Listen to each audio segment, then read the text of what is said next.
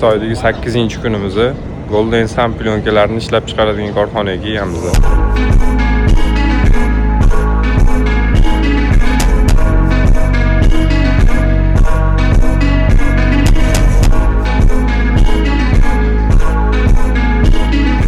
Sizlarga aytib o'tganimizdek 11 xil qo'shimchalardan ishlab chiqariladi bu plyonkalarimiz.